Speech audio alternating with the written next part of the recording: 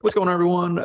Back with another episode of the Take 3 podcast. We're here week 3 of the NFL season. Little week 3 preview. You know, we're skipping over this Thursday night game. I mean, we can talk about it real quick if you want. It's Pittsburgh, Cleveland. Nobody really gives a damn. It's like 3.5, or it's actually 4 is the line. I mean, it is what it is. I heard 20-mile-an-hour winds, 30-mile-per-hour winds. It's Brissett versus Trubisky. It's Najee Harris versus Nick Chubb. I mean, honestly, this is going to be tough to watch football. So we just kind of changed it up this week, right? We glossed straight over that. And then, I mean, looking ahead to Sunday, we got some good matchups. We're going to get to find out really about Miami. We thought last week we would find out about them. Hell of a comeback. But then you get to go back home, and guess what? You get Josh Allen and Buffalo. They look like the best team in football by far right now. And, you know, this is really the big benchmark game for them. And I think we'll find out a lot. You got Baltimore, New England, Cincinnati looking to avoid going 0-3, the Joe Flacco Jets. Obviously, they lost to Mike White and the Jets last year. So let's see. That's like a 6-point line. I don't know. That game still kind of scares me. It's like I'm not sitting there and saying Bengals for sure, right? I don't know what to do there. You got Jacksonville going out to LA. Obviously, Justin Herbert with the ribs. I don't think Keenan Allen's going this week. So that could be interesting. I mean, it's a 7-point spread. I kind of liked Jacksonville when we glossed over that. Rams and Arizona, they meet for the first time this year. Obviously, Tom and Aaron Rodgers in the late window. We'll talk about that. San Fran and Jimmy G. We'll see if Russell Wilson can get right. And then it ends the week, Dallas and the Giants. I mean, looking at week 3, what matchups do you like before we kind of jump into the games that we'll kind of break down and talk about? Yeah, excited for this week 3. There's some spreads I actually like for the first time this year and this week. A lot of pick-em games, a lot of close ones. We get some really good matchups. I'm pretty much super excited for the ones we're going to talk about. Miami and Buffalo, Green Bay and Tampa Bay. Those are the 2 I'm keeping my eyes on. Of course, Philadelphia, Carson Wentz gets to play Philadelphia this week. I don't know if it's going to be a super exciting game, but always tuned into those. So, yeah, I'm pretty excited for week 3. We got some pretty good matchups. Probably going to be the best week of the year so far. Yeah, I like what we have going down on Sunday outside of tonight. And yeah, the Eagles game, obviously Eagles fan, that 6.5 kind of scares me coming off of a real, kind of emotional Monday Night Football W. Then you're going on the road to face Carson Wentz, quarterback. Obviously no Doug Peterson. So there's not really like bad blood with Nick Sirianni and Carson Wentz since they never really worked together. But it's still like, I don't know, I see 6.5 and it's still kind of dicey for me going into that one. But I feel like that's obviously a ball game we should win and want. Would love to gotta win. I'm trying to figure out the words for it. I mean, big one against Carson Wentz. We don't want Carson Wentz getting a dub over us, right? We don't want him holding up that. But let's move into. I mean, you want to add something before? No, I was just going to say, like, coming off a real high of that Monday night game, that'd be a real low to go in and lose to Carson. I'll say this about the spread. I'm glad we don't pick Eagles games because that's kind of a tough spread for me this week. That's 6.5. That's what I'm saying. Touchdown. It scares me, but yeah, let's just beat Carson Wentz so you can't hold that over our heads. But let's move into the first game. Obviously, we talked about it I talked about it right off the rip going into Sunday. If it would let me switch over, we got Buffalo, best team in football right now, going on the road taking on Miami. Also 2-0, coming off a hell of a comeback last week, down 21 in the 4th. Tua, Waddle, Tyreek. They went crazy, and the Dolphins just kind of forgot how to play defense, right? It was just, that's as simple as it is. Obviously, Vegas, they're not really buying it. Buffalo going on the road, obviously coming off the 41-7, I think was Monday night. They're 5.5-point favorites going down to Miami. So it's still Vegas is saying Buffalo's in a class of their own. Josh Allen against Tua, they're rolling Josh Allen. And I like Buffalo's defense going up against Tua as well. I expect them to have a lot of success. That unit's looked great out the gates this year. So, I mean, what are you looking at when you see Buffalo and Miami? It's a big benchmark game for Miami, even after they beat the Ravens last week. People aren't really bought in. I mean, it's hard to kind of buy in when you watch defenders fall over, leave guys wide open, and they just somehow let the 2 fastest guys in football continually get behind their safety. So what are you looking at here, Buffalo and Miami? Yeah, I'm very excited for this matchup. I'm not entirely sold on Miami yet. I picked them last week against Baltimore, and I think they got a little luck getting out of there with that win. I think Baltimore should have probably won that game, right? They probably should have won by a touchdown. They were 3.5-point favorites last week. Obviously, they lost, but I believe Baltimore is still a better football team this year than Miami. Obviously, they won, and that could change. If Miami wins this game, like this will be a big statement win if Miami wins this divisional matchup against probably the best team in football. But I talk about the points in the spread because Baltimore probably should have won by a touchdown. They were 3.5-point favorites, and now we have Buffalo, clearly the best team, the team to beat right now, getting less than a touchdown, 5.5. I understand divisional game on the road, so it can be tough, but like I feel very good rolling with Buffalo. It opened at -6, which means it has moved down a little bit. So some of the money's coming in on Miami, +6 to cover at home. And I feel like the public is very high on Miami because we just watched a magical fourth quarter. That was so much fun to watch. I was rooting for Miami in that game. But it brings me to the other side this week. I feel like they're overvalued. Buffalo only getting 5.5 on the road. I love it because Buffalo is a much better team than Baltimore. And I still believe Baltimore is a better team than Miami, that Baltimore should have won by 4 to 7 points. And now I get to pick Buffalo to win by a touchdown. Once again, I don't want to like overstate it because divisional matchup on the road. But I love this spread for Buffalo. And I just love the defensive matchup for Buffalo against Miami's offense.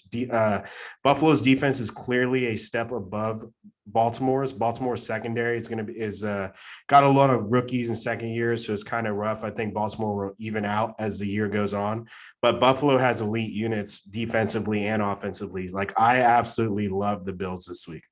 Yeah, the Bills have been flawless through 2 games, to be honest. It's hard not to love them. I'm also all in on Buffalo. It's kind of hard to take Miami. I mean, their defense obviously wasn't good last week. They got gouged early by Lamar. He was 20 of 21, 318, 3 touchdowns, no picks. And then on the ground, he had 119 yards, right? So it's like the defense wasn't there. And now you're going right in to face Josh Allen, a man who has been flawless he wasn't really flawless week 1, but he found a way to get it done. He was flawless last week.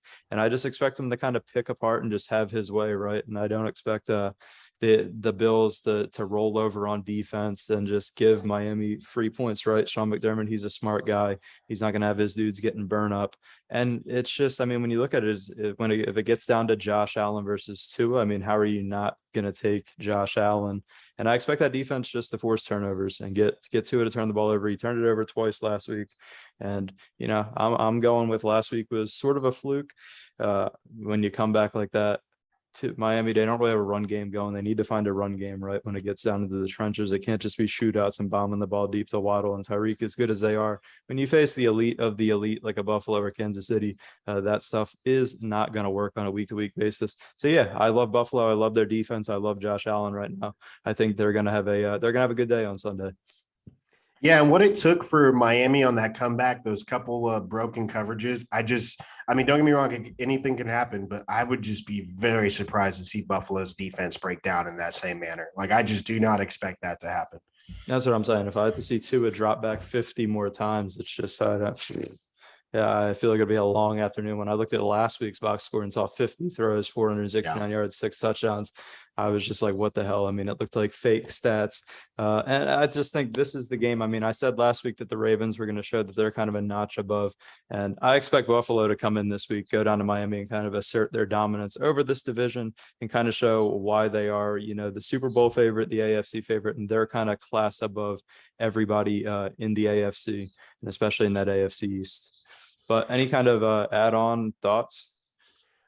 Just as much as I love the -5.5, it's wild that I feel so confident taking a road favorite by a touchdown in a divisional game, but it's just a unique setup. I think Buffalo is that team, and they're going to prove it this Sunday. Yeah, they're just that good, and they're out for revenge. I've said it like all year with Buffalo, even before the season started. It's like a revenge year, dude. They really want to get back, and through 2 weeks, they've kind of shown that, right? They're not playing around this year. But let's move on. 4 o'clock window. We've got Aaron Rodgers going on the road to take on Tampa Bay and Tom Brady. Obviously, Tom Brady probably going out there with a skeleton crew of wide receivers. It looks like Russell Gage, Scotty Miller, and Bashad Perryman will be his guys. Fournette should be back in the backfield. I didn't mention Russell Gage. He should probably be out there, but I mean, obviously they're going to be missing Julio. It seems like he was good for a week, right? And then it's crazy. Every year it seems the body breaks down. Obviously Godwin, they kind of rushed him back quick from the knee, and he got his hamstring. He squeaked out. And then we got the hitman, Mike Evans. I believe his suspension got upheld, rightfully so. That's some wild shit, but it was hilarious.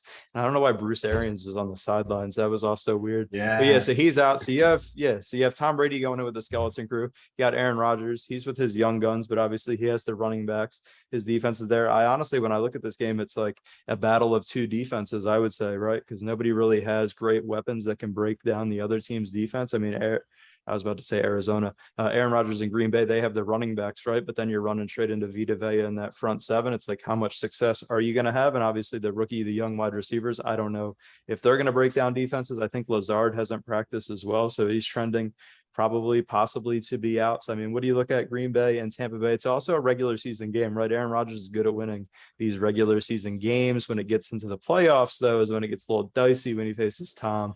So, I mean, what are you looking at? Green Bay, Tampa Bay? I expect it to be close. The line's pretty damn good, basically a pick 'em. I think it's gonna be a close one, but I think the weapons could hurt Tom in this matchup. Yeah, you basically already laid it out with the receivers. Leonard Fournette's been limited all week. I expect him to be ready to go on Sunday.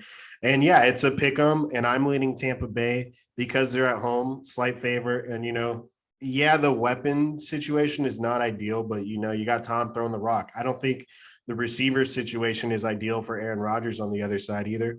Obviously, different scenario. Tom has injuries. Aaron just lost Devontae. He's got the better running backs, the better offensive line at the moment as well. But both of these defenses have been playing very well. I've been impressed with the Buccaneers defense so far to start the year. Their defense is playing at an elite level so far. They've been very, very good. And we have to assume that Tampa Bay eventually gets healthy on the offensive side of the ball and it comes together in time for the playoffs. But as for this game, I'm leaning Tampa Bay simply because the home field advantage, you're going with Tom. And I expect the defense to really slow down Aaron. I know he got the Bears last week and they look good again, but you can never put a lot of stock into that. Aaron Rodgers owns the Chicago Bears, his words, not mine.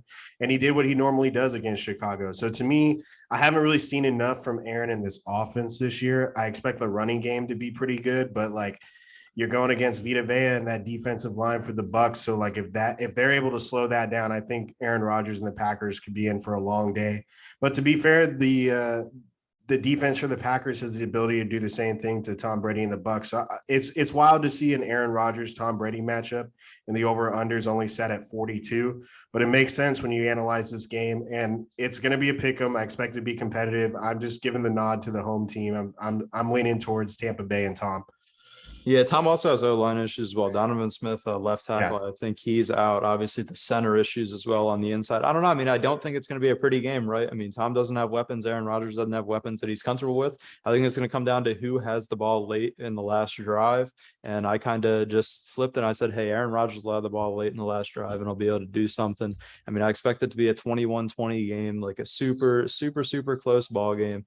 But I'm just rolling Aaron Rodgers only because it's the regular season. If this is a playoff game, I'm taking Tom Brady 100% of the time because obviously we know Aaron chokes it up. But I mean, as much as when you see Aaron Rodgers and Tom Brady on Fox at 4:30 or 3:30 in the afternoon and you're hyped to see it, I don't think this is going to be a pretty fun game to watch. I think it's going to be an offensive struggle just because of how good the defenses are, and neither side really has weapons to attack the other team's secondary. I expect a lot of heavy run games, especially from Aaron Rodgers in Green Bay, right? I expect them to utilize Aaron Jones, A.J. Dillon. They utilized Aaron Jones very well last week, but I mean, it's against the Bears, as you mentioned. It's that was a setup game to look successful. So I expect it to be an offensive struggle. These defenses are going to put on a showcase, and I just lean Green Bay, just figuring they'll get the ball last and they'll find a way to get it done in the regular season. Yeah, I don't know if you caught the Bucs Saints game last week, but it was they're known for those low scoring, just defensive affairs, and it's kind of ugly football, but it's competitive the whole time until the fourth and Jameis was turning it over. But I expect something similar here with Tampa Bay and Green Bay, like a gross, ugly game, like you said, but competitive. Mm-hmm. Yeah, it's gonna be sloppy. I just don't know if Aaron will throw 3 picks. Aaron's more likely to just hold on to the rock and fall over than there are 3 picks. But yeah, it's sad that I wish we had full weapons. I wish we had Devontae Adams. I wish we had all of Tampa Bay's guys so we could just have an absolute shootout, really a showcase for the quarterbacks. But both guys are on the tail end of the career, so I mean, it's gonna be an offensive struggle Sunday between these two. Let's move on. Sunday night football. It's weird saying Jimmy Garoppolo's San Francisco 49ers. Jimmy G's back. I've seen multiple reports now that the locker room, the morale is boosted. The players think they got a better shot. even back to when Jimmy G got brought back and Trey Lance was reportedly annoyed that Jimmy G was back. But let's move on from that. The 49ers go on the road to Denver to face the shit show Broncos, I'll be honest. Nathaniel Hackett looks clueless out there. Russell Wilson looks like, I don't even know what to say. He doesn't look good. The timing's not there. The play calling's not there. The defense is not great. San Fran's 1.5-point favorite. And when I looked at this, I was like, dude, this feels like free money, honestly, because I trust Kyle Shanahan. He's got a guy that he just made the NFC title game with. He's made a Super Bowl with. They're back to the bread and butter. The defense is healthy. And just how bad the Broncos have looked, it's hard to really trust the Broncos. Do you think the Broncos can get it right back at home Sunday Night Football primetime stage? Or do you expect another just absolute dog shit showing from the Broncos on primetime?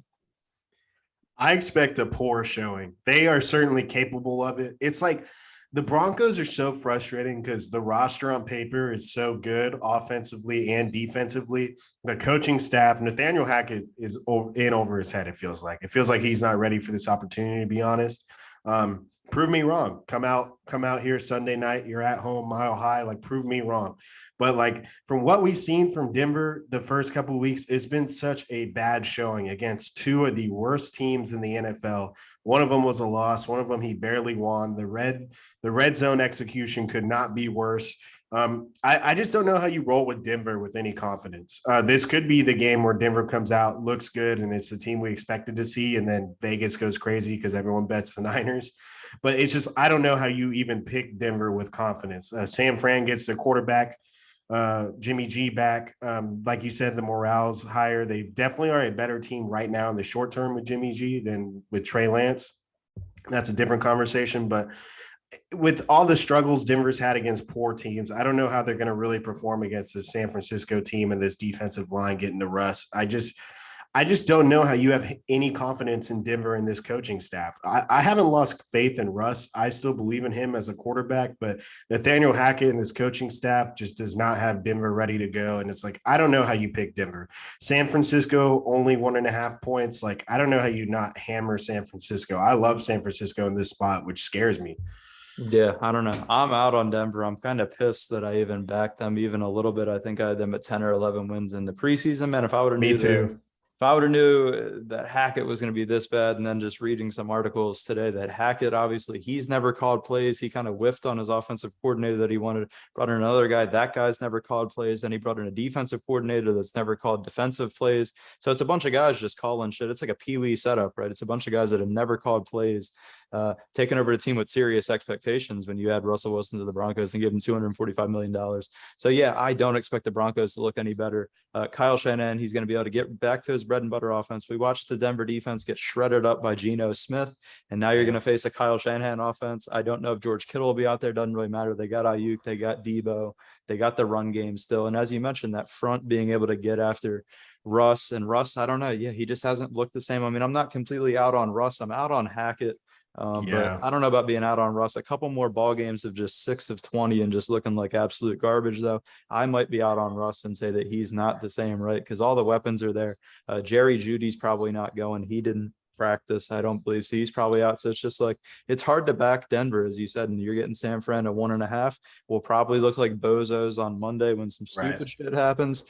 But as of right now, San Fran with their old play caller back, old signal caller Jimmy G, it's hard not to roll with them at 1.5 against this Denver team that is just a circus show, a clown fest. They just look bad. It's not what we expected preseason out of Denver. It's pretty bad and embarrassing when Russell Wilson's playing at the same level as Davis Mills last Sunday. Not to like shit on Davis Mills, but no one really expects anything out of him. Second-year guy, he's kind of just like filling a roster spot for the really bad Texans right now. And like, Russ is a future Hall of Famer. Like, that's how poor Denver's been. And just, you got to be a Denver homer to have faith in Denver heading into this game. That's what I'm saying. They're getting in a dogfight at home opener dogfight against a team that we said was going to win 2 or 3 games this year. And it's just, yeah, it's sad. They look, as everybody has said, it's clear as day that Nathaniel Hackett is in over his head. They kind of used it as Aaron Rodgers leverage. That failed, and now they're kind of, everything else is failed. I could see a weird situation where he gets canned after 1 year. Like, I don't I don't even think that's remotely like out of the question where he could be gone after this year if this team continues to play this bad. If they get blown out at home, or you have more situations where you can't decide if you're going to go for it, so you get delayed games, or you're calling timeouts, you're kicking 60-yard field goals to try and win, like he's got to try and make it through the season at that point. Because like, I know that's kind of crazy to say because it's only been 2 weeks, but like the showings have been horrifically bad, like embarrassingly bad. You got your home team chanting down the play clock last Sunday at home. Like that's bad. Yeah, I mean, dude, he's one missed plane flight stand behind in Ohio from being like the Urban Meyer of the West, right? Like it's not good out of Hackett. So I mean, this is really a big, and this is in prime time. If they come out and get embarrassed by the 49ers at home prime time, I mean, the media is going to be on them. As I said, if they continue to trend this bad, I'd be surprised if he's there next year because they paid Russ so much money. I mean, they're stuck with Russ. If Russ declines, they have no choice because they just paid him. But they got to find something coaching wise. San Fran all the way. I like what they're bringing to the table. But yeah, it feels just like a gift 1.5. So like hammer the Niners. Yep, we'll look stupid though for saying it. Let's move Probably. on. Final game, Monday Night Football, real barn burner. You got the Dallas Cowboys. Cooper Rush actually didn't look that bad. He kind of got boxed up in the second half, but that kind of is what it is when you have Cooper Rush out there. They're going to play the New York Giants in New York, the 2-0 New York Giants. Brian Daboll somehow has Daniel Jones winning ball games, although it has not been pretty at times. They're 1-point favorites. This is basically a pick 'em on Monday night. Obviously, Saquon has looked pretty good through 2 weeks. I mean, what do you? I don't even know what to say. What are we looking for? It's literally Cooper Rush versus Daniel Jones on Monday Night Football with Joe Buck and Troy Aikman calling the game. I don't know. Is it? Can Saquon Barkley do enough? Can Danny Dimes? Can Dable do enough? Or will Micah Parsons kind of have his way? And will they force turnovers out of Daniel Jones and set Cooper Rush up to win? Cooper Rush, I have to admit, actually looked like a good quarterback to start the game last week. He's clearly improved quite a bit during practice and training camp and all that from last season and the season before. I think this is his third year. He's been sitting and learning, and he's clearly getting better, to give him credit. Good first quarter, but like I don't know how much the whole second half is it like Dallas's defense is still that good. Which you got Micah Parsons, shout out to him. He's just a game record. Like he is phenomenal. He's going to do what he does. But like Cincinnati has a lot of struggles, so I don't know where to like truly evaluate that. And then you got the New York Giants. They're 2-0. I'm picking the Giants this week as the -1 home favorites. I think they're going to improve to 3-0. And even saying that, I don't think the Giants are a good football team. I think they played some bad teams, and they got an easy schedule to start. I think by the end of the year, we're going to look at the Giants and be like they're still one of the bottom teams. But I mean, this is going to be a pretty close game, but I don't think it's going to be a fun game or a good game. I trust Brian Daboll and that offense more than I trust Cooper Rush and Mike McCarthy. I think it's just going to be close. Which guy makes a mistake down the stretch? I think that's really going to decide it. It's hard for me to lean a certain way. Obviously, Vegas feels the same way. It's a 1-point spread. But I'm going to go with the New York Giants at home to get it done. Brian Daboll's done a good job offensively, making Daniel Jones just get easy reads, much higher completion percentage, much more efficient. So it just proves how much coaching really matters. And I think it's going to be slightly enough. If Cooper Rush goes in there and leads to like a field goal or a touchdown win, I wouldn't be surprised at all. But I feel more comfortable betting on Brian Daboll and this new offense than I do Cooper Rush on the road in New York after a big win. Honestly, a big win for Dallas. Like they're sitting at 1-1 now against the defending AFC champions, which we all expected them to win. Cincinnati was favored by 7.5. So like, they're coming off a good win, maybe a little emotional from it. And, Cooper Rush on the road in New York, I'm not crazy about that. I'm winning the Giants.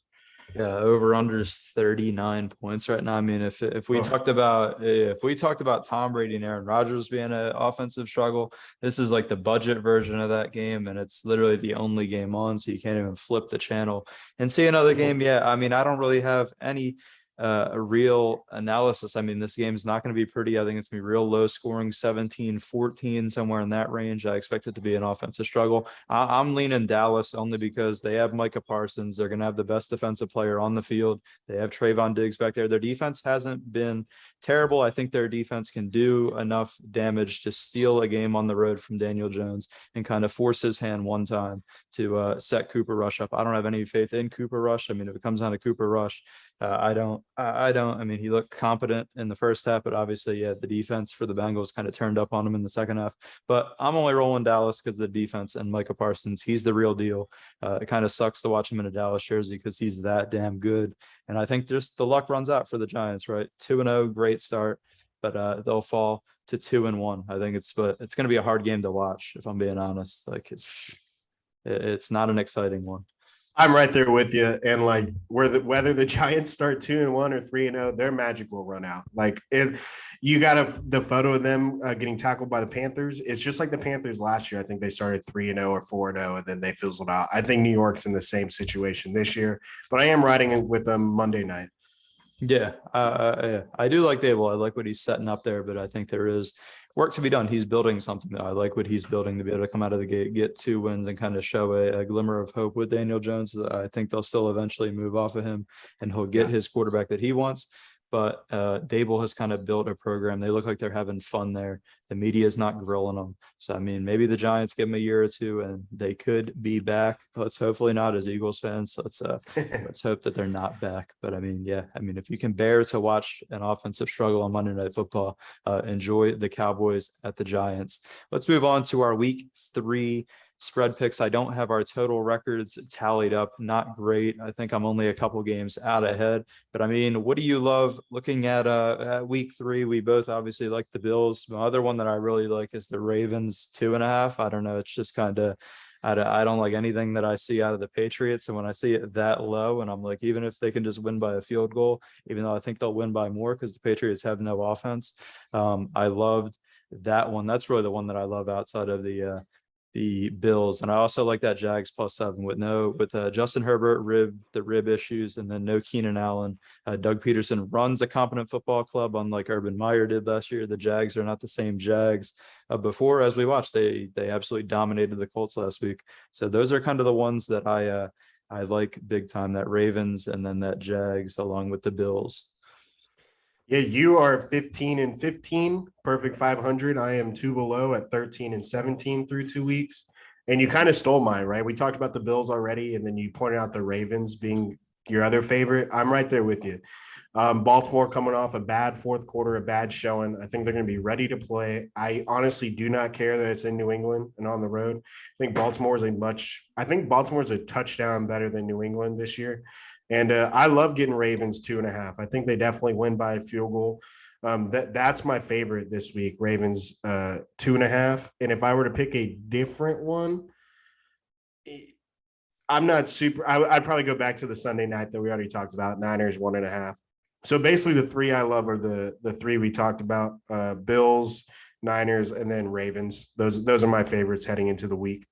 Got you. I go outside the box. I like the Texans at +3. I think they fight, right? They're a team that go out there and they battle. I thought they were just gonna be absolute dog shit this year. Lovie Smith, I didn't really take him serious, but I mean, that team comes out, they fight on a week-to-week basis. We watched them battle with the Broncos last week, and I think, I mean, the Bears just aren't good. I mean, that line should be closer to a pick 'em, if I'm being honest. I don't know in any world, even against any football team, where that Bears team is 3 points better than anybody. I watched Justin Fields running across the line of scrimmage, 3 yards over the line of scrimmage, throwing the football last week.